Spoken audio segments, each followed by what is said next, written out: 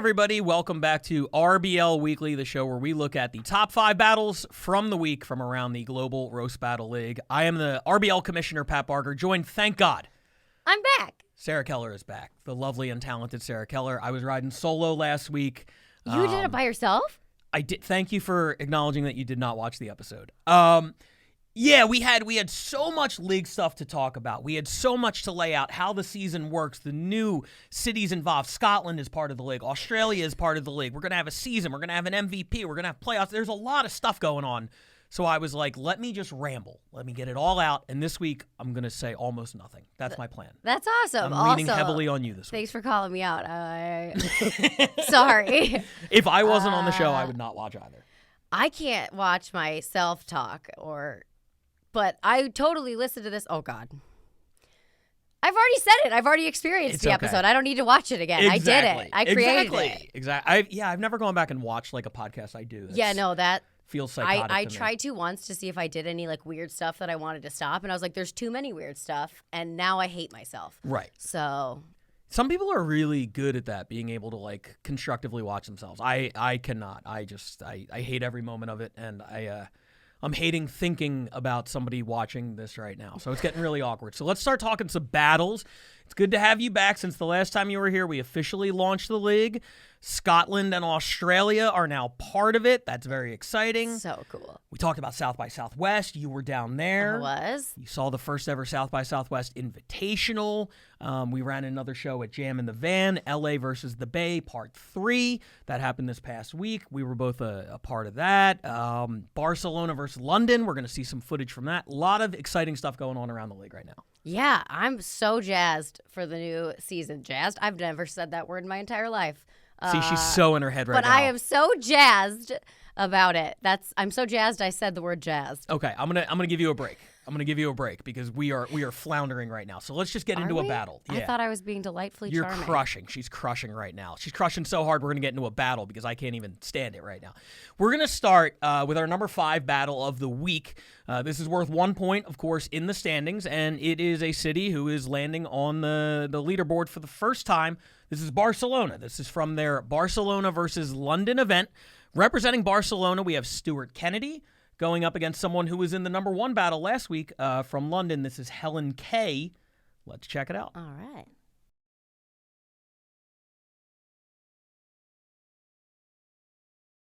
Battle! Battle! Battle! Let's roast!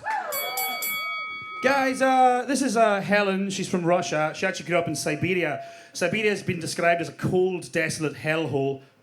Wait, no, that's her vagina, actually. Sorry, it's different. She's actually been told that she looks like a James Bond villain, and if she was a James Bond villain, her name would definitely be Odd Handjob.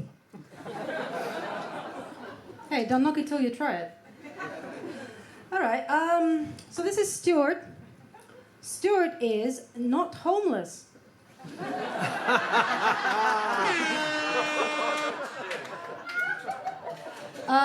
He actually lives with his girlfriend. His girlfriend is from Bristol, and she was also the one who gave him a start in comedy. And Stuart is a true Scotsman, pretending to be free while being entirely dependent on the English.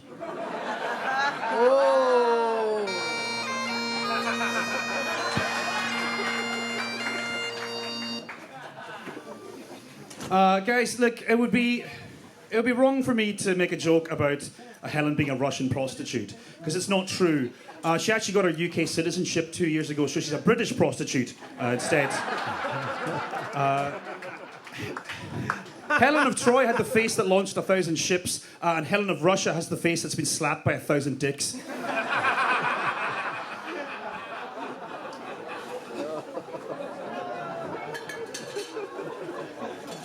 Yes, I am a prostitute, but at least I get paid for my gigs.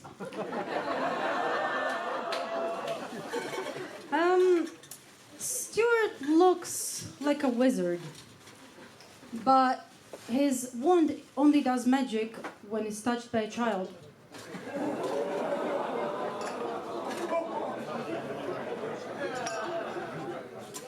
Thank you on Her Majesty's secret sex work. all of Helen's relationships her whole life, they've only ever lasted for 3 months, which is quite sad. But in a way, it's a plus side because it means that all of Helen's relationships have lasted longer than her dad's battle with cancer.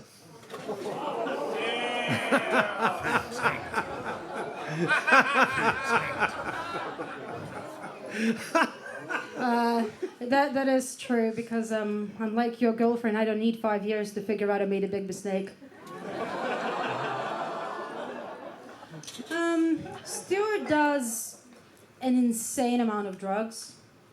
Like, he's moving the goalpost for what an overdose is. He's been building up his tolerance for years, but he still buys only from white drug dealers. He really put the white power in white powder. Thank you, Dr. Oh, we don't No. like racism here? Sure.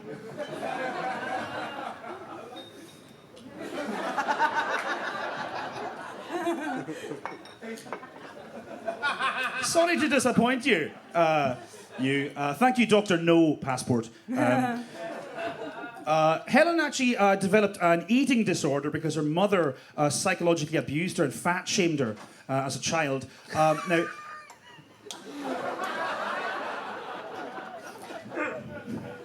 Now, I watched clips of Helen's stand-up, and the only eating disorder she has is the massive amounts of shit she eats every night when she performs.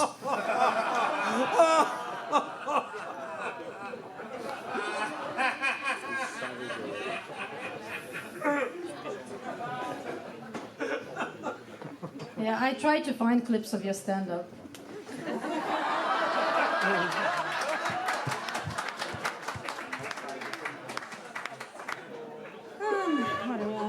So, Stuart moved to Spain. You alright? Alright. Still laughing at my eating disorder, it's okay.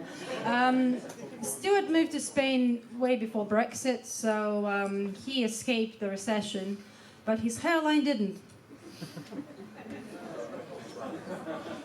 It's just sad. Last joke.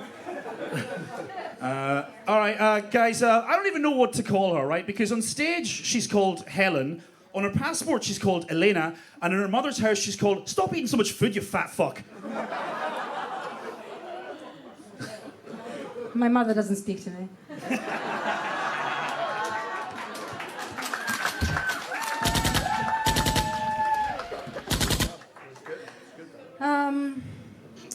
Stuart has no formal education. And it's unlikely that his children would do any better. Because the only thing lower than Stuart's IQ is his sperm count. All right, give it up, guys. First one, done. Well done, well done.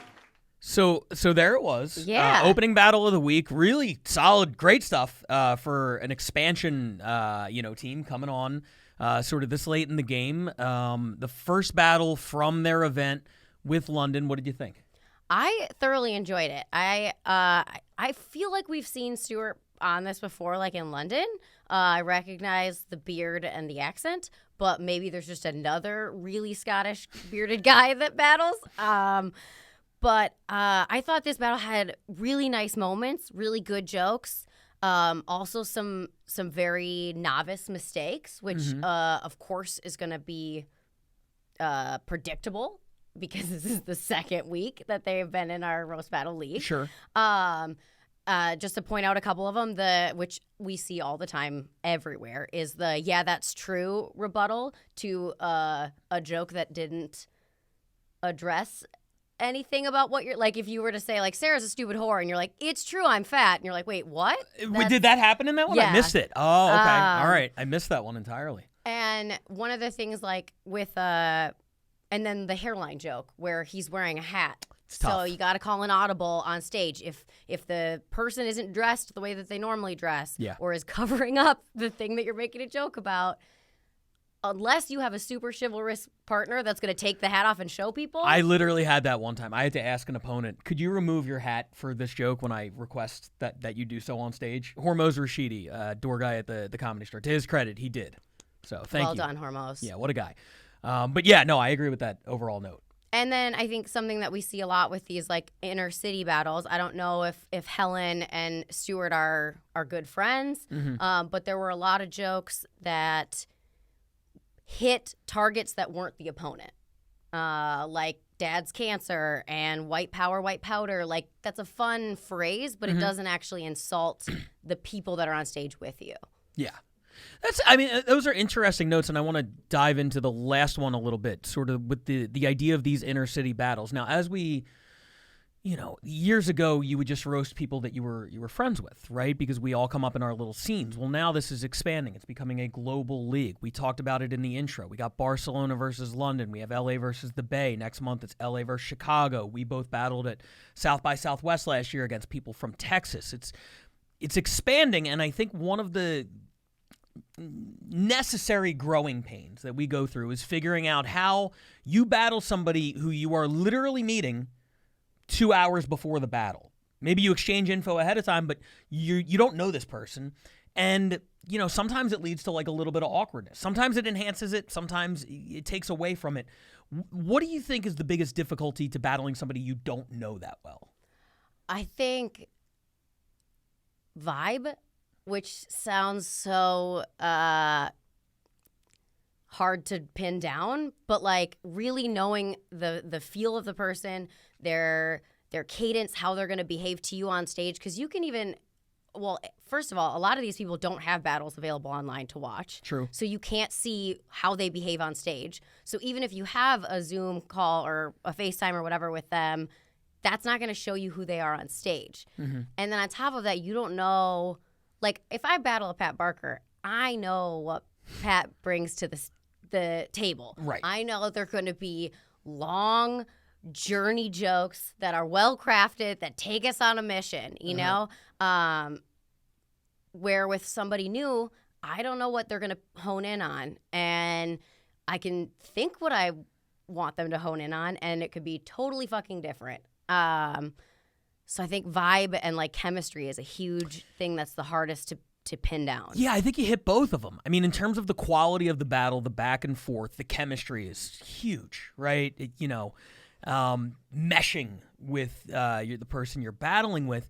But from a strategic standpoint, I'm glad you said that. Yeah, vibe. You don't know. There's a reason every sport has scouting reports. There's a reason every sport knows their opponent's, strengths and weaknesses, so you could try to take advantage of it. And it's true, if you're battling somebody you don't know, sure, you can know about them to write the jokes, but you don't know from a strategy perspective. That's really interesting. I was definitely thinking chemistry, but the whole idea of not being able to plan for their vibe is interesting. I like that. I also think part of the vibe is trust. Like, when I get on stage with a Pat, I have a lot of trust in you. And I also trust that the things you're saying you don't believe. You know, at least entirely. Yeah. And that makes it more fun and feel safer on stage. When you're battling someone that you don't know and they're saying horrible things about you, there is a part of your brain that goes, oh, they really think this about me. Is this about me? Is that true? Oh, my God. Or like, yeah, I mean, for sure that, or if they're talking about somebody close to you, like, it's so funny how I can react. Like, obviously a big target for me is my wife's, our miscarriage, right? And if it's a friend, I'm just like, oh my God, what a great miscarriage joke. I'm so glad that happened to me so we can experience this joke. Like, you know what I mean? It's like but if it's a stranger, it's like, fuck you, dude. What are you talking about my dead kid for? I ought to punch you in the mouth. It could be the exact same joke. Yep. But you just respond differently. And I even, like, as an audience member watching two strangers battle, get a little tense when something that I know is sensitive to one of them is brought up. And I'm like, oh, don't you talk about my friend like that. Like, yeah. Which I would never do if it was two friends on stage. I'd be like, yeah, you get them. Right. I mean, those are all great points. I thought they overcame a lot of that stuff in this battle. Definitely. I thought the battle was really, really enjoyable, really entertaining. I'm more speaking as just like a general thing. As we expand and we go to all these different places and people from different cities face each other, it's something that everybody kind of has to be aware of. And I think it's going to take repetition and, getting in the ring and failing and learning and growing from that. Frank Castillo, who we saw judging there, he talked last week. We had him on briefly to talk about the event. and he talked about how Ken Grinnell, the champion from London, had sort of a rough time out there. And it's just going to be part of the journey for the RBL, is learning how to do these inner city battles and everything like that. Yeah, it's hard. I mean, my last 2 inner city battles I lost, and they're just a totally different beast. Yeah. Yeah, absolutely. And kudos to those guys for figuring it out. Let's go to the number 4 battle now, though. And this is 2 people who know each other very well. L.A., these are 2 of our locals here, 2 guys we featured a lot on this show. You've seen both of them before. You'll see both of them again. This week they come in at number 4. It's Digits versus John Luna. Let's check it out.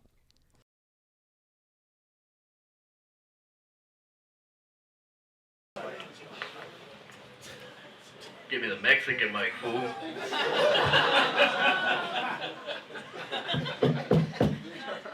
What is it?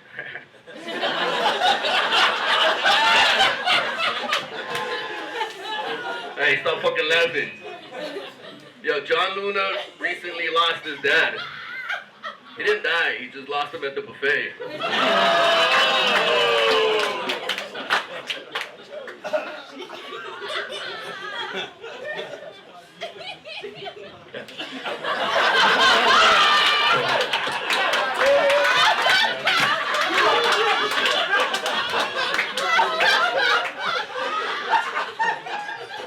Everyone give it up for the uncle that my dad doesn't let me hang out with.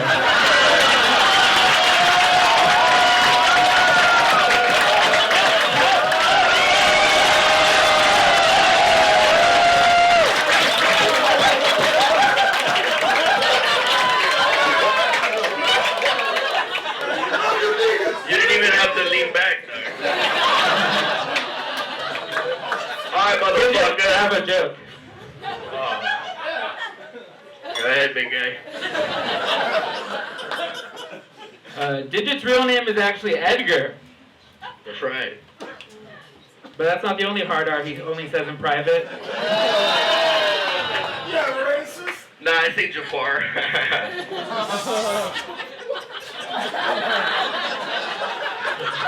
That was quick, yeah. Hey, yo. Go ahead. You ready? You have the floor, man. No. Technically, you have the floor, dog. You're the one that... Hey, yo. You're way closer, so... Yeah, because I can do this. Oh, That was fun. Sure practice. Alright, you ready? I got a joke, hey. Alright, let's hear one. Hey, yo, John is a lot like heroin. Because only weirdos and hookers want to do him. Digits! That's my name, fool.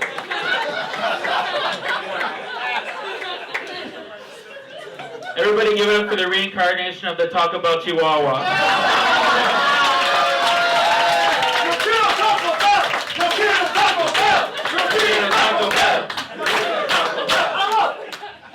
Thank you, Benicio Halagordo.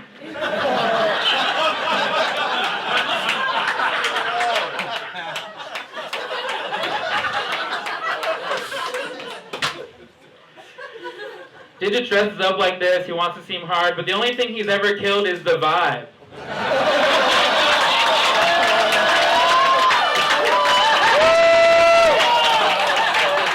That's not even true.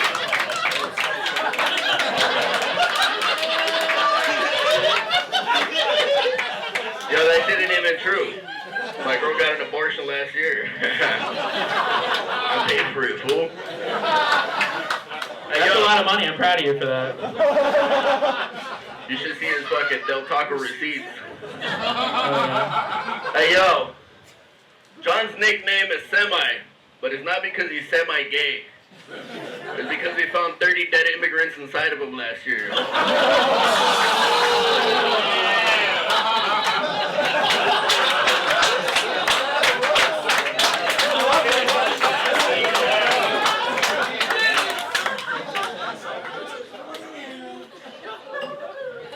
That was a good one. That was a good one. Give it up for Mr. Peanut on Univision. Okay?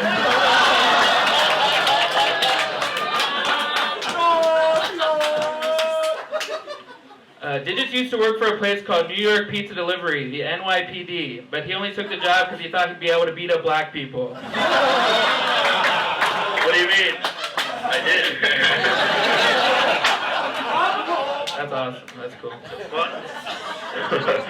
Hey, yo, John doesn't come from a rich family. He just comes from a family of poor eating habits.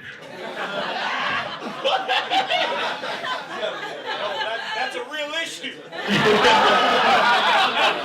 He's working on it. My pants are actually pretty hot, so, okay. Give it up for MS 35 and over, okay? 13. Digits is like a human lowrider because he's short, he has the Cadillac logo tattooed on his chest, and he always has 4 Mexicans inside of him. All right.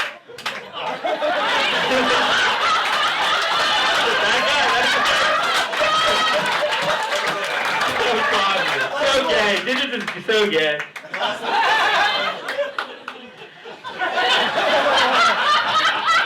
Oh, you want to do lowrider jokes? All right. Hey, this motherfucker is more cholo than me. Every car he gets into is a lowrider.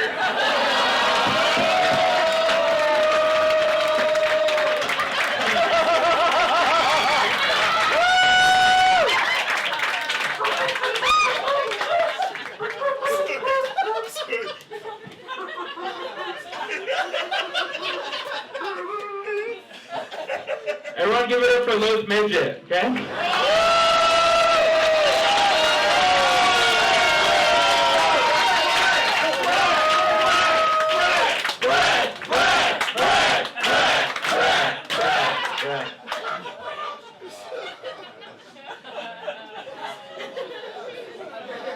Digits is an anchor baby and an anchor friend. He brings down everything he's involved with or is around. Okay. Fuck. Hey, you know this one? That was just like a Raider joke, oh fool. I'm glad we both just fucked up. That's where you ended.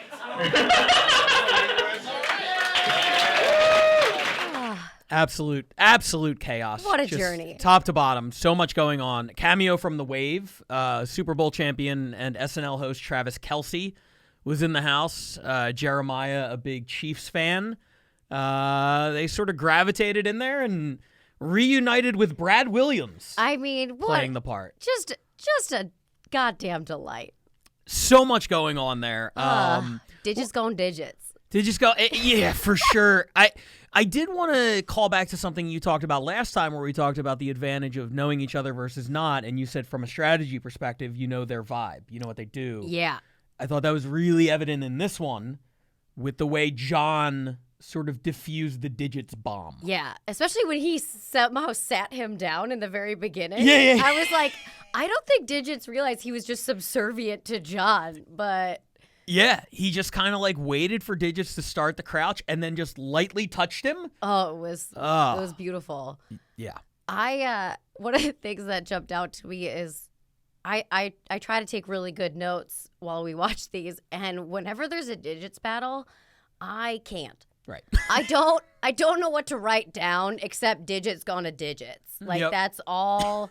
It's like, yeah, John had great jokes, and then Digits is just a delight to watch. Not that John isn't either, but like Digits is just, you can't pin him down. It's Yeah, I mean, he's one of my favorite people to watch. He absolutely is. It's just always entertaining. he can say anything. You're like, that doesn't even make sense, and it's not a joke, and the audience loses their mind. I know, and I said at one point, I think it was like 2 jokes in, and John's first 2 jokes like hit hard. So good, yeah. And I was just like, man, Digits is swinging for his life up there. Like, Yeah. between every joke, he's just like, I gotta say something. And he's just like, it's given us classics like remember the one joke where somebody like called him an idiot and he was like, nah, fool, 2 + 2 is 4, and the fucking room exploded. Like, That was my favorite moment maybe in Roast Battle. I don't know that I've ever laughed that hard. Digits is one of those people where I don't want anybody else to try to do what he does. I don't want No. anybody watching this to try to emulate it and be like, I'm going to do the Digits thing. Let him just do that thing. That's his thing.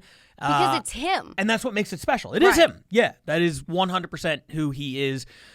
Both of these guys have been like really, really active over the last year to 2 years. In Digit's case, a little bit further back. And this brings me to a conversation I wanted to have with you about the MVP race. Now, one of the things we're doing this season is all 12 of our cities are going to crown an individual city MVP based on the season, which runs from March 1st through November 1st, which means it has nothing to do with the past. It doesn't matter what I did in 2016, what Sarah did in 2018, what so-and-so did in January. Yeah. It is from March to November, and Digits, and to a lesser degree, John was really active last year too. They might have had the most battles of anybody last year. They get up there all the time. If you had to sort of handicap the LA race based on who has been performing recently, who's hungry, who really wants it right now, give me a couple names you think could be in that race come November. Well, first of all, you said handicap, and I like where this is going. I normally would say, like Joe Urel has been battling since forever, like when you and I started, and he's one of those that takes every battle and says yes to them regardless. Yep. So I would say if he continues that streak, which there's no indication that he won't, he'll be up there. I think, because when you say MVP, it's based solely on number of wins, not like who's the LA champion, right? Those are... Who is the champion has nothing to do with it. That's Okay. more of like a long-term thing. The MVP is going to be based on Wins. It's several different things, Okay. but wins are going to be a big part of it, a big factor.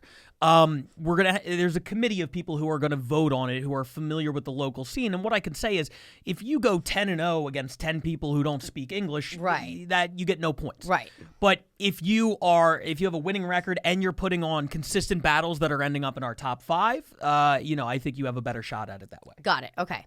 So I would say Joe Urel. I would guess, Paige Wesley, Sure. who I know are not two of the newer battlers, but I feel like I can't not say those. Mm-hmm. I would say like a Sarah Fatimi. I agree. Probably Alyssa Poteet. Okay. And then, John Luna, if he continues at the rate he has been doing. Yep. I feel like I'm for sure missing people, but I'm sure we are, but I think you hit a lot of names that I really agree with, and 2 of them are going to be battling this Tuesday, Joe Urel and Sarah Fatimi. yeah. I think whoever wins that, really, that's a good launching pad if they want to win the MVP. And now I want to talk also about kind of the big picture, because obviously we're going to have one in LA. Every city is going to have one, but we're going to have a league-wide champion. And here in LA, we have a World rule. champion? Yeah, a world MVP. Yeah, somebody's going to be the That'd be first so ever cool. RBL MVP. Can they get a jacket?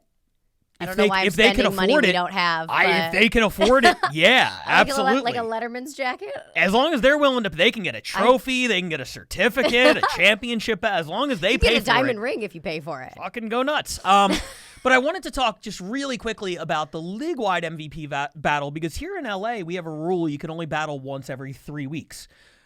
Other cities don't have that rule. As we sit here now, we are not even a full month into the season, and there are battlers in other cities with as many as 4 wins.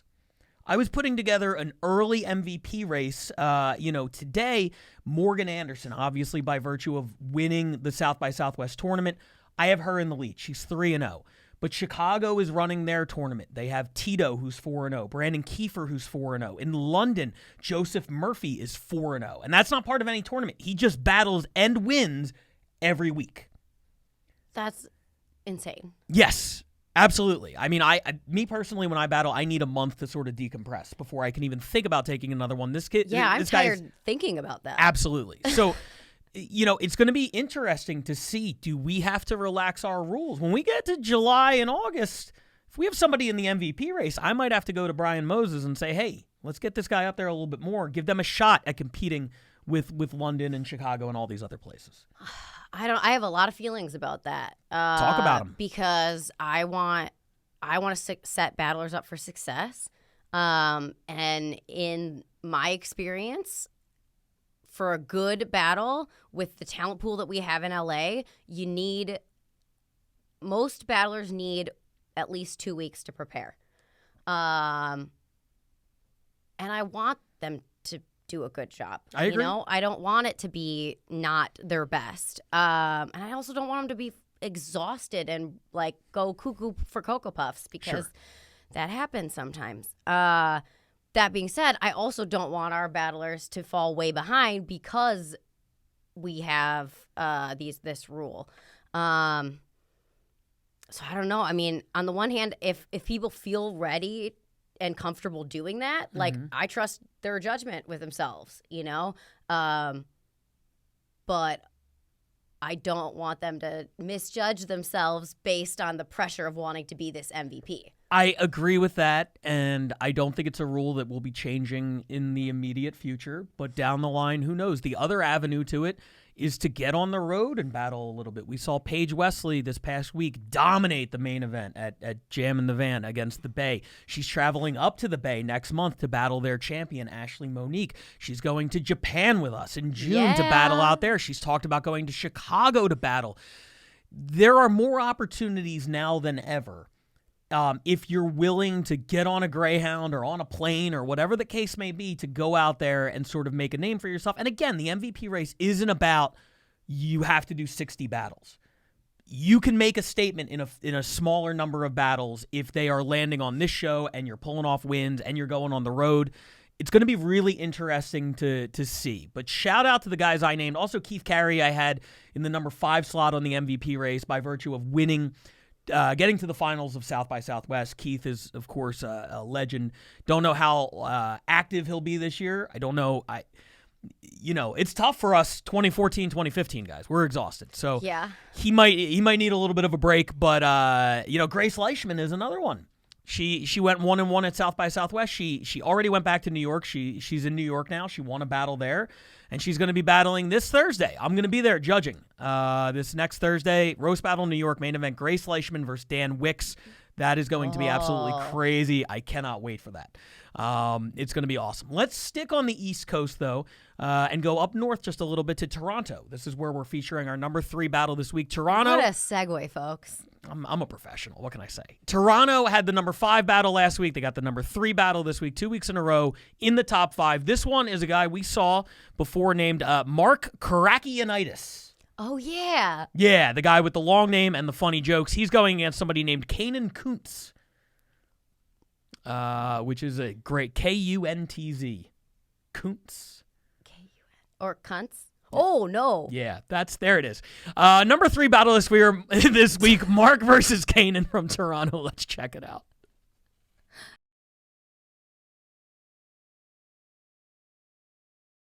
Oh my God. Keep it going for Mr. Kanan Kuntz and Mark Karakianitis.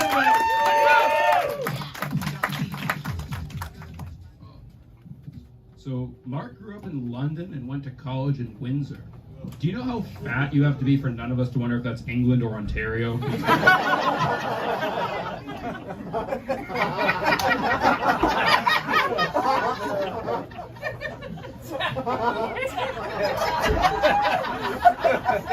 I missed the joke, but I'm going to rebut anyways. My tits are like my career, bigger than yours. Kanan looks like he'll impregnate your sister, then ride off on a scooter he can't afford. If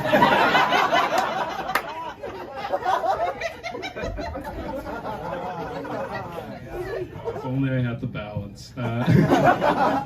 Mark told me he's super interested in consciousness, reality, quantum physics, and science, which I just think is his way of telling me he's searching for a universe where he's funny.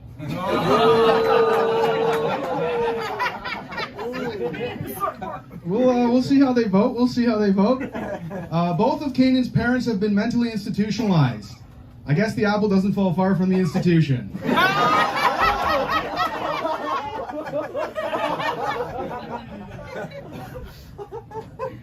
Mark told me he likes to smoke a lot of weed. Yes. As if his neck beard didn't already tell me. I'm not going to rebut that. That was fair. That was pretty fair. Kanan grew up in a radical Christian sect, but that's not why he reminds me of Jesus. Kanan's like Jesus because smart people don't believe in him. And he only has 12 followers.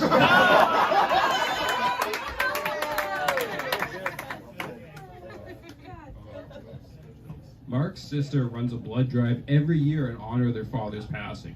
And Mark does his part too, by competing in the gravy boat races.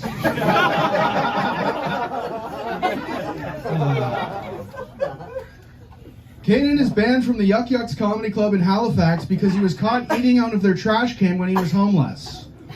He doesn't eat out of the garbage anymore, but he does eat trash regularly on stage. Kanan's only roasting experience is squirrels, over a barrel.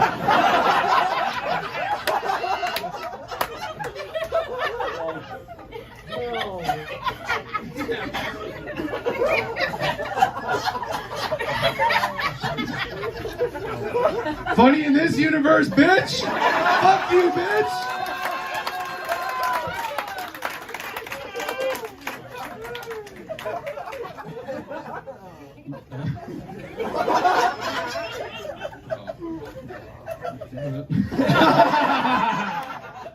Mark has followed the path of many great Greek philosophers, you know, by doing stand-up comedy and coming in young boys' mouths.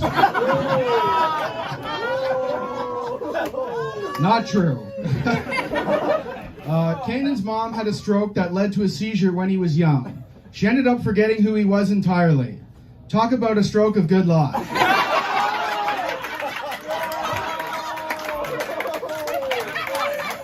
The only problem, the memories are gone, but Kanan still remains.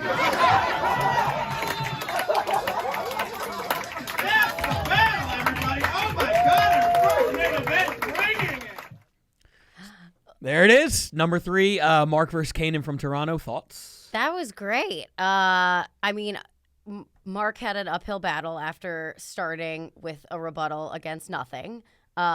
Especially because the first joke he had was a really good joke. So I was like, why would you do that? But like Canadian audiences were so friendly that they let it go.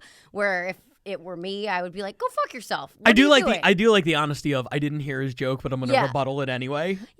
I suppose. It's psychotic. But I'm like, what a ridiculous move that is. Don't do it then. Right. Yeah, so that immediately was just like, dude, what are you doing? But then he really came back, and that stroke joke about Kanan's mom was good. Top 100 best jokes of all time. I realize that's a big number, but I've heard so many jokes. Top 100 is actually that's 99th percentile for us. We've Yeah. heard so many roast jokes. It doesn't sound impressive, but it is. Yeah.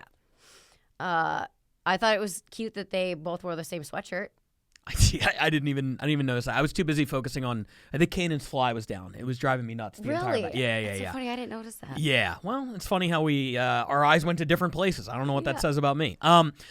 My thought on the battle was it's the second time we've seen Mark. Very impressed by Mark. There were a couple jokes where he's really good at tagging. His tags are insane. There were 2 jokes in a row where the punchline was like, I've kind of heard that before. Mm-hmm. Like the Jesus one where it's like only dumb people believe in him. Mm-hmm.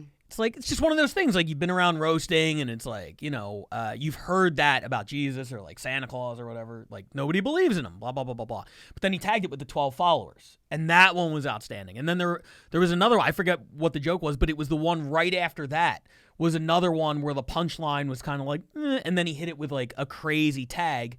That took it to another level. The callback to what Kanan said about the universe and everything. I'm funny in this one, great. bitch. Great. I mean, just great stuff. Even the last joke, the stroke, I was a little bit worried when he hit the stroke joke. Everybody thought the battle was over. He had clearly won. The host started to come on stage, and he was like, oh, I have a tag. But the tag was funny, too. So Mark is just very clearly a guy who knows what he's doing out there. Definitely somebody to watch in Toronto for sure. Yeah, I agree. I thought it was good, and I mean, Kanan did a great job too. But yeah, Mark. Absolutely. Couple local references from Kanan that I didn't totally understand as an ignorant American. That's one of the biggest challenges for me on this podcast is when somebody gets up there and they make like, so-and-so lives Crazy. by the old mill in Worcestershire. And you're like, oh, fuck, I don't know what that means or where that is, right? But the audience enjoyed it. And you can tell a lot of these you're kind of going on the audience. And if something is delivered competently and the audience laughs, you're like, I can piece together that's a great joke. Yeah, I must be the one not getting it. Yeah. And the last thing I have to say about that battle, it's hard to compare that battle to like a Digits versus John Luna. When we're sitting down and trying to figure out what goes 3, what goes 4, the one thing I'll say about that is I love the pacing. There were no slow moments, there were no dead moments. It was just joke. And I thought Digits versus John maybe had higher highs at times, but I thought this was more consistent the entire way through. Yeah, I would agree. Especially when you've got The Wave and Brad Williams adding into a battle. It's like you got to take those out. For sure. And absolutely. So great job to Toronto. 2 weeks in a row on the top 5. 4 total points over the course of the 2 weeks. At the end of the episode, we'll talk about where they are in the standings. Let's keep it moving, though, and go back to the States. This is the number 2 battle this week, and it does not come from one of the usual suspects. We've seen a lot of Chicago, a lot of New York. This is one of our newest cities. I'm talking about Denver. Now, you were not here for the Denver introductory episode. no. I did that one with Frank Castillo. I've never laughed so hard during an episode. Yeah, that's what you said. Their entire scene is insane, and this is just another battle that I watched and just thoroughly enjoyed the entire way through. I love this one. Can't wait for you to see it. And when you talk about chemistry, these guys obviously know each other really well, and it shows in the best way. So this is from Denver, number 2 battle this week. This is Jake to Pizza versus Logan Burkholtz. Here it is.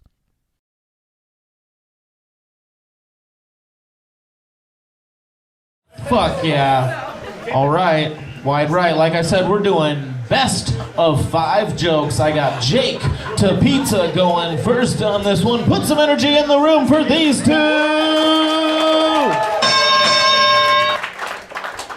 So I found Logan kind of tough to write roast jokes about because, we both have a very similar look, very similar sense of fashion. Like, what can be said about Logan that can't also be said about me? Oh, I know. Your mustache is gay. Are we really laughing at that, folks? Come on! What the fuck are we doing here? We're giving laughs for that. I don't think we look anything alike. I think I look fucking handsome and he looks autistic. Yeah, Jake's so autistic, he took the train derailment harder than the people that actually live there. Yeah, Jake's pro-trans, but that just means for the Continental Railroad. Hey, we lost some good oil in that train derailment. Vinyl chloride. A lot of BTUs. You look like you take your job very seriously as an internet forum moderator. Jake, you human fidget spinner. You look like you taught your pet snake how to hate women.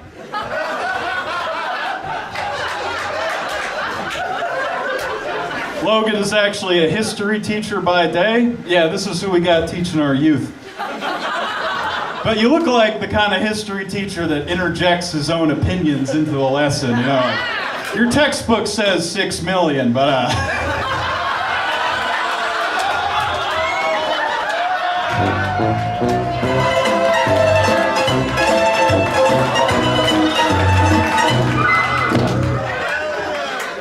All right, and Jake to Pizza, you look like you helped school shooters proofread their manifestos. With the main tip being, hey buddy, put a little more emphasis on the Jews next time.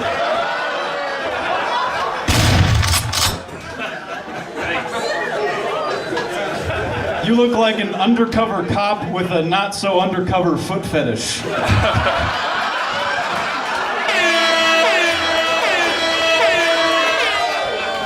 I'm very proud of my foot fetish. Thank you for pointing that out.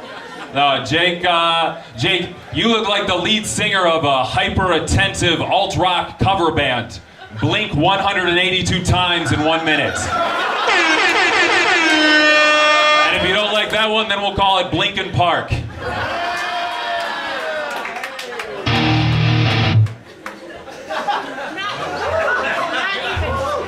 Fuck yeah, wide right. Make Hold on, some.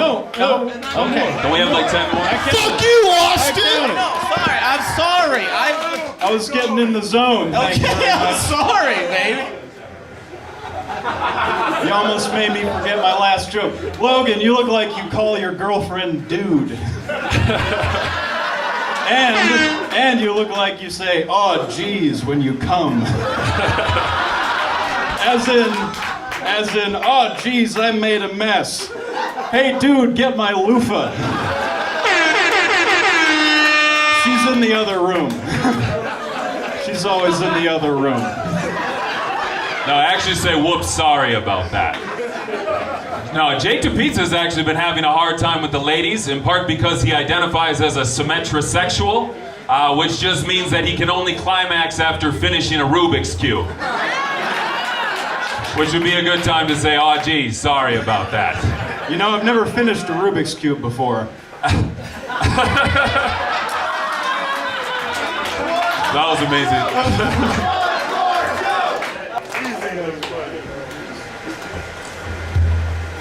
Jake is autistic.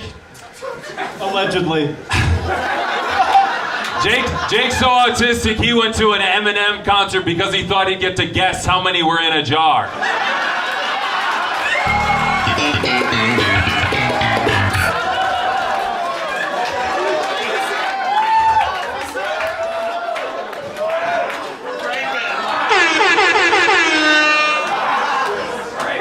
You look like the police sketch of a guy who got caught whacking it at Walgreens. Fight. You look like you scalp tickets to junior ballet recitals.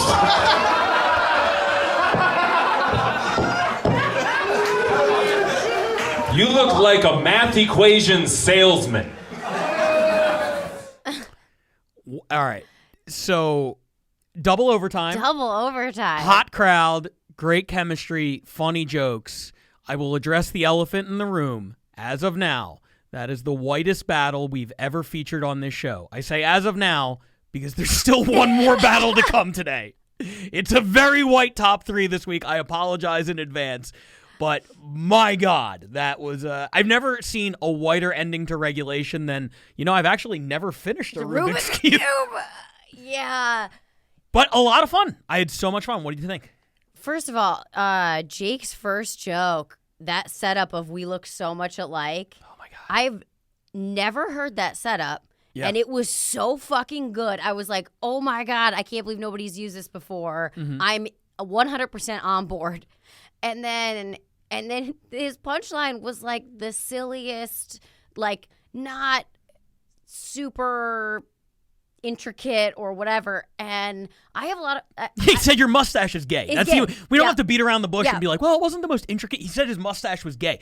But the thing I love about it is that he built this ramp. Yes. This ramp where you're like, I gotta see where he's going, and then he's just like, oh yeah, your mustache is gay. And I think that's so funny. I do too. Like at first I was like, oh, it could have been so much better. And then I was like, honestly, no, I kind of liked that it was like this really epic setup and then just, you're gay. It's great. Yeah, that was just delightful. Thoroughly enjoyed that. I thought after that, Logan had maybe more consistently jokes, but that first one was just so effing good. Yeah. And then every joke that Jake did after that, I was like, did he write that about himself and is now just... It was like, it was kind of a mirror match. I picture Jake... it's funny you say mirror match because I picture Jake sitting in his bathroom, like staring in a mirror, being like, "This about like hate writing about himself," and then turned it on Logan. It was great, and even the topics that have been played out a little bit, like anytime somebody uses the like, you look autistic, and then to go into like the autism and the trains thing, which is very rapidly, like a train itself, approaching the territory of like, I never want to hear this punchline ever again. It all happened within, I feel like, a year. All of a sudden, every punchline was about autism and trains. But it was really funny the way that he was able to, that Logan was able to twist it about, like, he took it harder than the people who actually had the derail. And then Jake was like, we lost a lot of good oil in that. Like, yeah, that was like... owning it, embracing it. They clearly had a ton of fun up there, and to me, that's what makes it enjoyable to watch. Now, in sticking with the theme of this episode, and how the battles sometimes when they aren't up there just for fun can be a little bit more, awkward. Denver is in the process of crowning their first champion via a tournament. This was not one of those battles. I wanted to talk to you real quick because you were supposed to go for the LA title this past Tuesday. It got postponed. Then you're supposed to do it this Tuesday, and it got postponed. Different health issues and things like that. As of now, April 4th, it's going down. Yes. You've never been the champion of LA. I've done a couple title matches. I came up short on both of them. I've never even had a title match. We also talked about Ken Grinnell, the London champion, going and having a tough time in Barcelona in a non-title match. I wanted to have the New York championship match on this week's episode, where John Ajota defeated Eric Bergstrom, but I was sent the video, and it was just too bad. It was terrible. I just want to address this real quick because I would have loved to have shown that this week, even if it was just mediocre. Eric Bergstrom, the champion, decided he just didn't want to do it.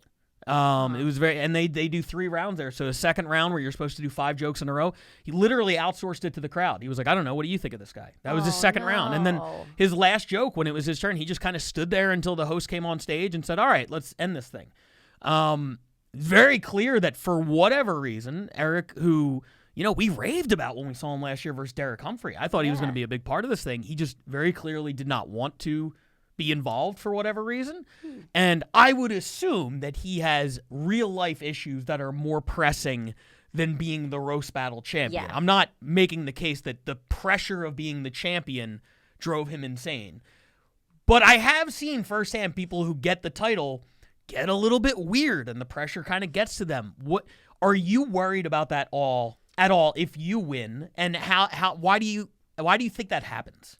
Well, I will say I definitely don't want that to happen, which is why I've never had a title shot that has happened.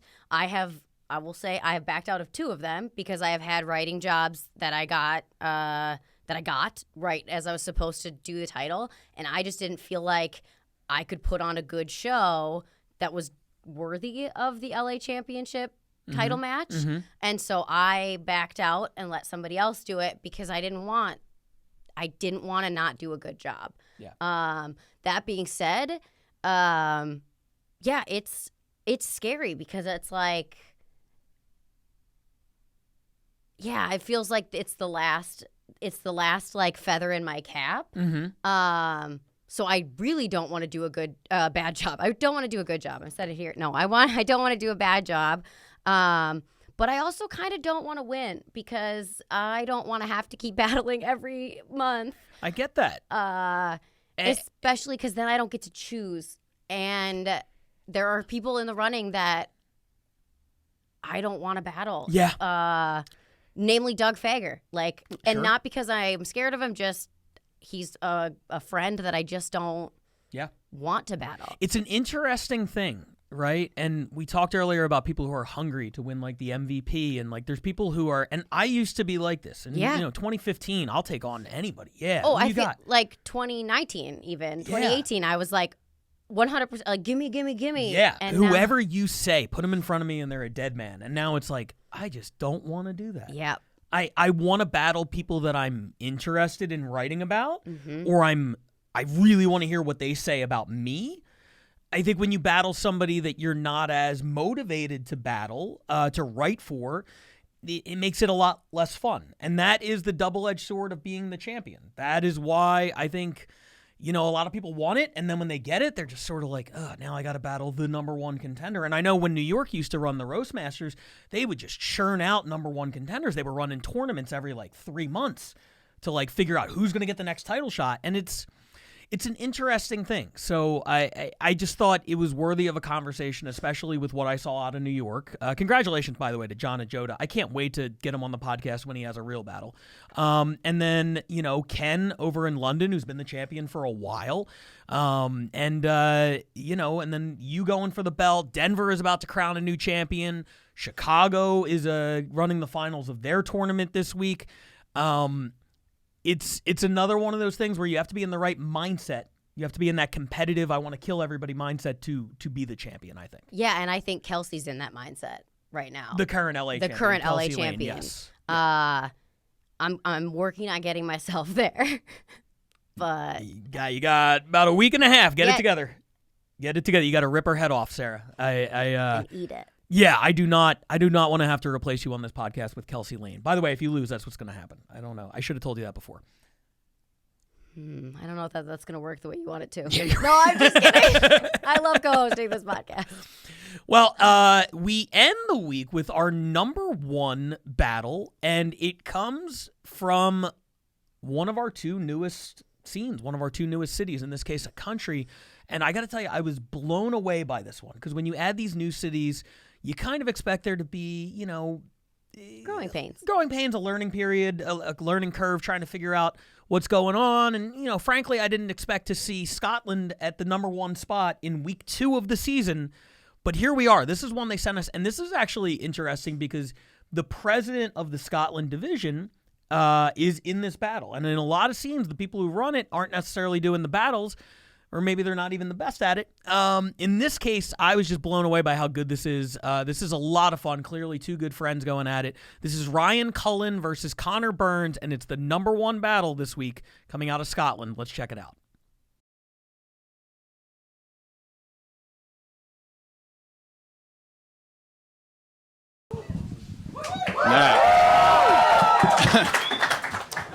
Connor had a dreadful time in school. He had a rare form of epilepsy and was often seen spending minutes on the ground wriggling around in a state of sheer panic, trying not to be raped by the janitor again.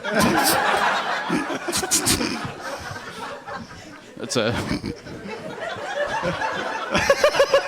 Joke 1.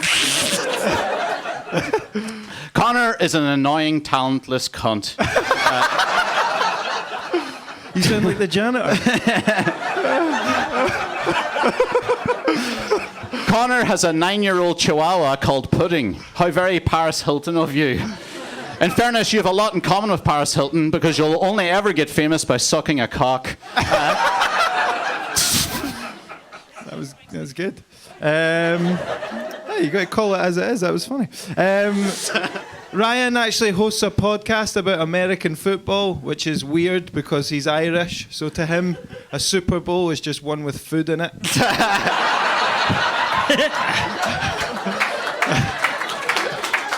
I like how Ryan chooses to honour his Irish relatives by looking like he's currently living through a famine. It's good.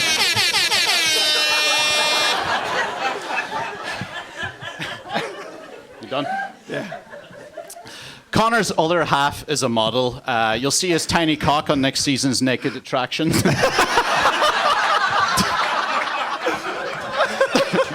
Gig's a gig, eh? No, really, Connor's girlfriend is a model, which just goes to show it's not all about looks. Even if you're a little tiny bit funny, Addison will probably have slept with you. Yeah. Connor is lactose intolerant. Connor, you look like you're intolerant of a lot of things. Lactose, employment, good tattoos, which I know you've got hidden, and blacks.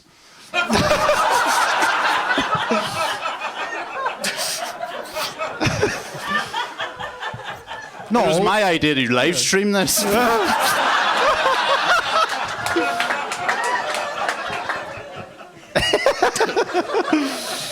Oh man. Ryan actually failed his driving test last week, which is just fucking funny. It was real bad. What an absolute dog shit waste of space adult you are. Now apparently it was going quite well until the end of the test when the instructor said, Ryan, I'm sorry, but you picked up a couple of minors, and he went, fuck, how do you know? Yes. Connor's family is a mess. He was born 10 years after his closest family member. What age are you, Connor? I'm 28. 28, God, so your mum's 38 years old? Yeah. Your family tree is as scattered as the brain matter found on Jackie Kennedy's pink Chanel suit. Connor's agent, Marlena, has one breast. The gypsy side of his family stole it. Holy shit.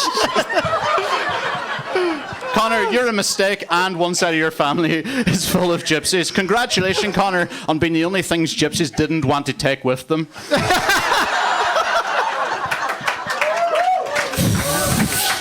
That's fair. If any of you guys want an illegal stream for this, I can get one. Fuck. Ryan, I'm not all bad. I will be quite nice. Ryan actually recently blew up on TikTok, which is weird because Irish guys usually TikTok and then blow up. Nah, that deserved a lot. Ryan's last 3 girlfriends actually left him and then all left the country. So Ryan would have actually caused less grief in an airport if he was in the IRA. Oh, fuck. Connor Burns answers the question, what if Adam Levine had AIDS? They're not so much Maroon 5, more marooned on an island for 5 years. Connor flew home from Canada this Christmas because he found out that his dad was having a stroke, and that used to be your job, right? That's fucking good. Before Addison, Connor broke up with his girlfriend of 13 years. Only 2 weeks that lasted. Took a while that one. Very well disguised pedo joke. Yeah, Connor, you are a walking red flag. Connor is to women what Man United's number 11 jersey is to women. It's doubly accurate for you, though, because no gigs. Ladies and gentlemen, do not be fooled by Ryan's appearance, all right? He is, in fact, not autistic. It's touch and go. He does, however, look the most sick of anyone I've ever met who isn't actually that sick. Ryan looks like every single last picture of someone who spoke out against the Russian government.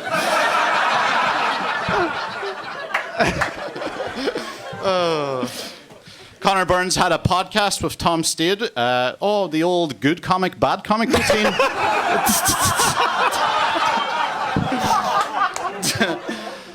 Connor sometimes gives me lift to gigs. Yeah, because I failed my test. You know, guys sometimes compensate with their, cars, you know what I'm fucking talking about. I must say, though, it was quite enjoyable pulling up the rotunda in a Lamborghini monster truck. Lucky for Connor, this roast battle won't affect him too much. You see, Connor is a Rangers fan, yeah, so he's constantly used to being humiliated by Fenians. The old firm's what I call his dead grandparents. I'm done. Nice. Now, to say that Ryan looks mentally disabled would be unfair. He also looks physically disabled. Even that's unfair. I think with Ryan it's deeper, it's more pure than that. Do you know what I mean? Ryan looks like the sperm that would make a Down syndrome baby. With pride?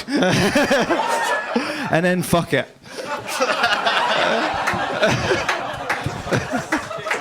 That's us. I mean, yeah, that was, first of all, that was a lot of jokes. Yeah. A lot of jokes, doing 3 and 4 per turn. Normally I get on people about the phone, but if you have to do 30 jokes in a battle, yeah, I guess you can have the phone out. And they did it very not distracting. Like, they still stayed engaged with each other. Like, they were listening to the other person while reading, which I'm like, how are you doing that? Big time. Very impressive. So it didn't bother me, although I noticed it, but it didn't bother me. Mm-hmm. That was incredible. Yeah. I mean, talk about chemistry between the two of them. I want Connor Burns on stage with me all the time. Yeah. From now on, whether I'm roasting or just doing stand-up or anything. The way that guy laughed at and they both did a good job, but Connor elevated Ryan so much. And Ryan, who, by the way, Ryan's the one who runs Roast Battle Scotland, he won the battle, and I think that victory might have been handed to him a little bit by Connor. They were both great.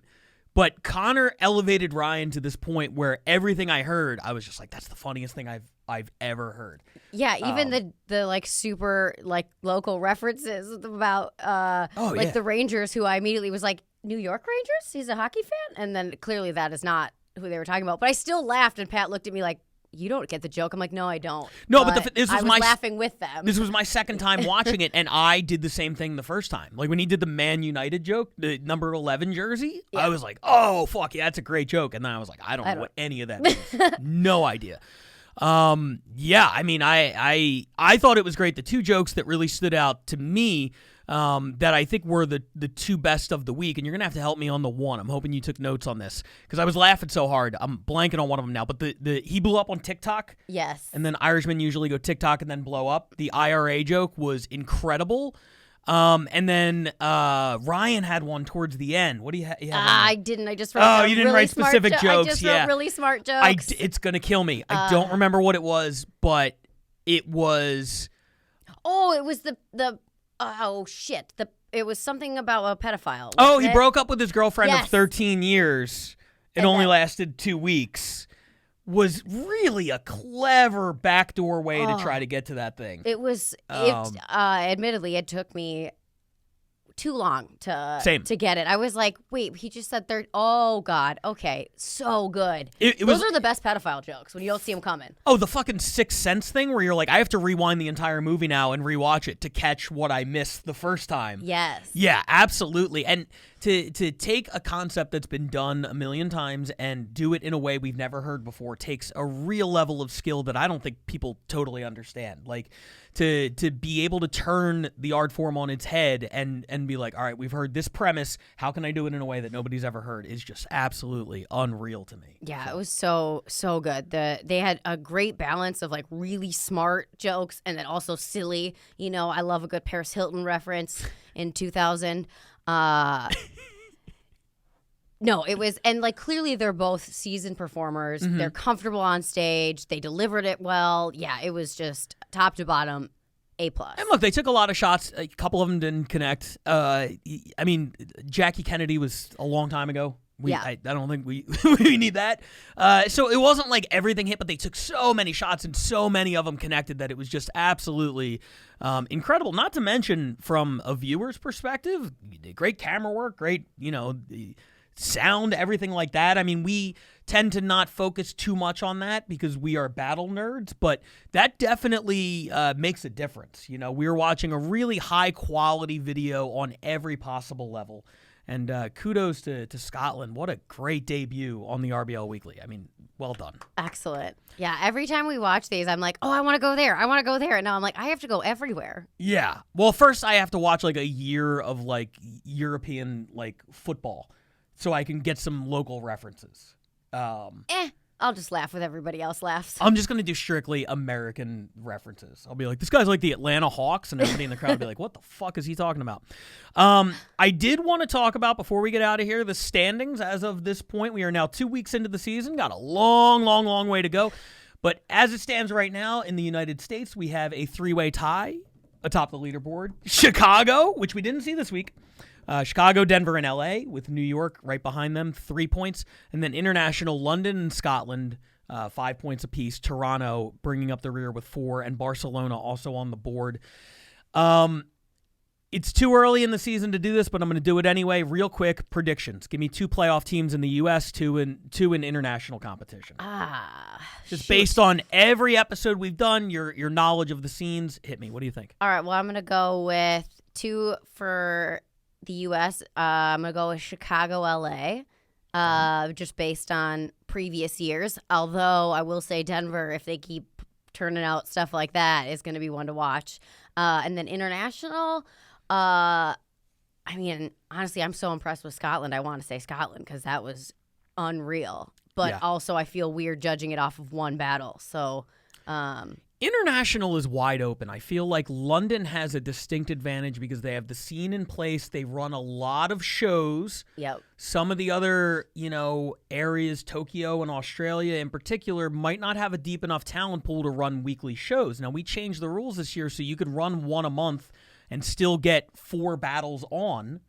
You could submit anything over the past month, but obviously the more battles you have, the more chance you have of having some good ones. So Yep. I think London has a big advantage.